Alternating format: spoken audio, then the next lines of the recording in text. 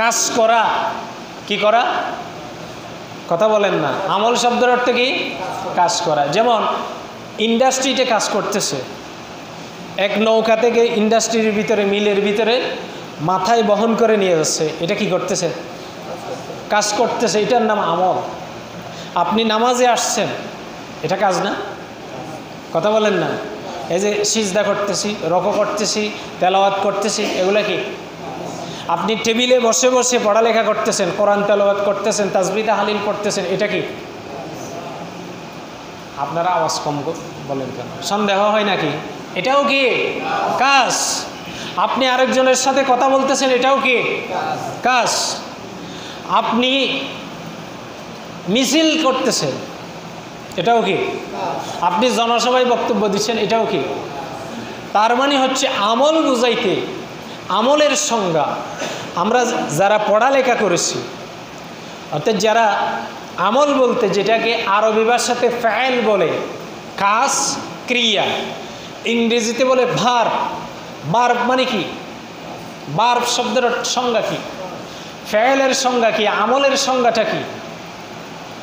আমরা কাজ বা ক্রিয়া বলতে কি বুঝাই? ফেল বা আমলের সংজ্ঞা হচ্ছে যে শব্দটা দ্বারা, বাংলা বোঝানোর চেষ্টা করতেছে, যে শব্দটা দিয়ে কোনো কাজ করা, কাজ হওয়া, যাওয়া, খাওয়া, মারা, ধরা, যাবতীয় যা কিছু বোঝায়, এটাকে কি বলা হয়? কাজ। ইংরেজিতে ওই জাতীয় শব্দগুলোকে ভার্ব বলে। তাহলে এখন আপনার আমার জীবনে কাজ হওয়ার জন্য কি হতে হবে? ওয়াল আমালু বিত-তানজিল। আল্লাহ সুবহানাহু ওয়া তাআলা যা কিছু নাজিল করেছে সেটা অনুযায়ী আমল হতে হবে, ঠিক কি না? এখন সেটা অনুযায়ী আমাদের আমল কি আছে? আমাদের জীবনে কি কোরআন এর পরিপূর্ণ, কোরআনের বিধান অনুযায়ী, নবীর সুন্নাহ অনুযায়ী পরিপূর্ণভাবে আমাদের জীবনে আমল কি আছে? তাহলে কি নিজেকে তাকওয়াবান, মুত্তাকি দাবি করতে পারবো? পারবো। নিজেকে মুত্তাকি, পরহেজগার, ইমানদার দাবি করার জন্য আপনাকে কোরআন এবং সুন্নাহর আমলের ভিতরে থাকতে হবে। সেটা বক্তব্য হোক, সেটা কথা হোক, কাজ হোক, আমার চিন্তাধারা হোক, যেটাই হোক না কেন, এটার বাহিরে যাওয়ার কোনো সুযোগ। এটা কার কথা? বিশ্বনবী মুহাম্মদুর রাসূলুল্লাহ সাল্লাল্লাহু আলাইহি ওয়াসাল্লাম। হযরত আলী রাদিয়াল্লাহু তাআলা আনহু এটার ব্যাখ্যা দিচ্ছে। হযরত আলীর ব্যাখ্যা বর্ণনা করতেছি আপনাদের সামনে, আল্লাহ রাসূলের হাদিসে।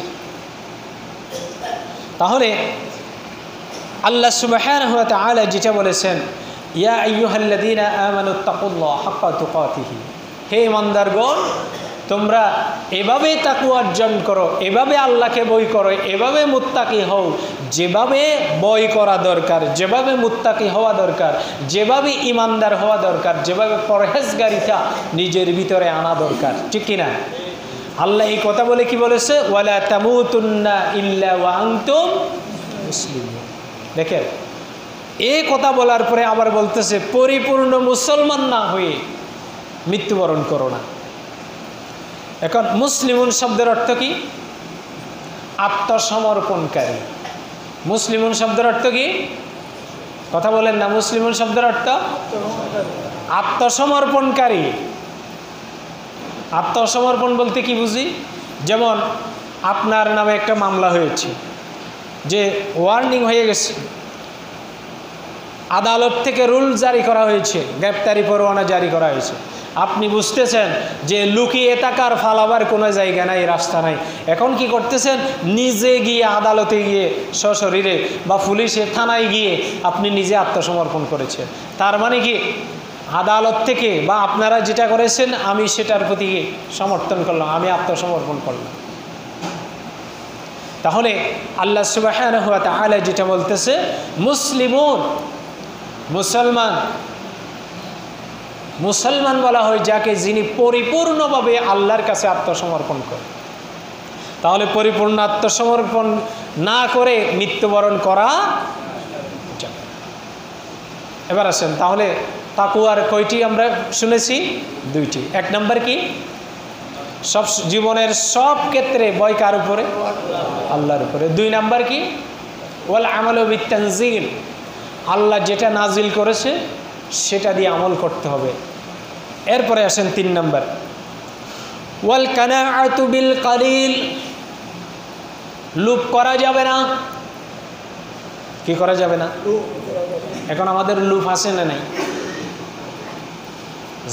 যা পাইছি আরো পাইতে চাই, যা পাইছি আরো পাইতে চাই। আগে শুনছি মানুষেরা নাকি চুরি করতো, আমরা তো দেখি নাই, মানে ওই সিঙ্গা দিয়ে চুরি করতো। আপনারা যারা এখানে বয়স্ক আছে দেখেছেন, আগে যারা চুরি করেছে এরা কি অভাবের কারণে চুরি করছে নাকি স্বভাবের কারণে? মানে অনেক মানুষ ছিল যে অভাবের কারণে চুর হয়েছে, এরকম ছিল না? মানে অভাব ছিল যার কারণে কি করছে? চুরি করছে। এখন কি ওই রকম চুর কি এখন আছে?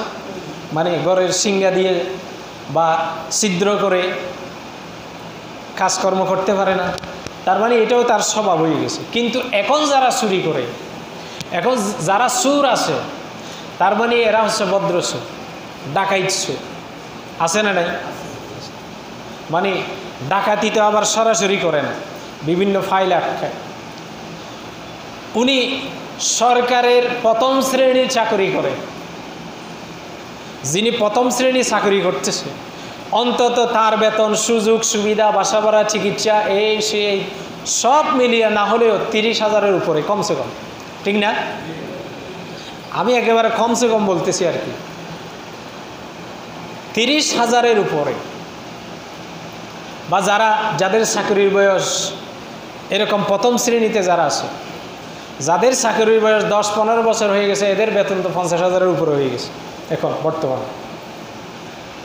তাহলে এই লোকগুলিও অফিসে, আদালতে, বিভিন্ন সরকারি স্তরে বসে চুরি করতেছে কিনা? এটা কি অভাবের চোর নাকি স্বভাবের চোর? তাহলে তার লোভ আছে কিনা? এইরকম লোভ আমাদের মাঝেও আছে না নাই? এটা প্রত্যেকের কাছে আছে। হযরত আলী রাদিয়াল্লাহু তাআলা আনহু যেটা বলতেছে, তাকওয়ার 3 নম্বর স্তর হচ্ছে যে লোভ করা যাবে না, ওয়াল কানাআতু বিল কালিল, অর্থাৎ লোভ বলতে যা বোঝায় এটা পরিত্যাগ করতে হবে, ছাড়তে হবে। এটা আমার 5 জমি আছে, আরও মন চাই যে কি আরও 5 ক্রয় করি কি করি না? বিল্ডিং তো একটা বানাইছি, ইচ্ছা করে যে আরও এটারও 5 বানাই বা পাশে আরেকটা তৈরি করি। তাহলে এইরকম এটা তৈরি করার জন্য প্রয়োজনে লোন নেব, ঋণ করব, সুদের সাথে লেনদেন করব, এরকম আমরা জড়িত আছি না নাই? না হলে এখন যদি এটা না করে হইতে এটা আরেকজনে করবে। আমার পাশে যে একটা জমি আছে, এটা যদি আমি যে কোনো উপায়ে এটা যদি ক্রয় না করি, যেভাবে হোক প্রয়োজনে লোন করে সুদে টাকা নিয়ে হলে এটা আমাকে ক্রয় করতে হবে। এরকম আছে না নাই আমাদের অভ্যাস? তাহলে এটা লোভের অন্তর্ভুক্ত না? কথা বলেন না এটা?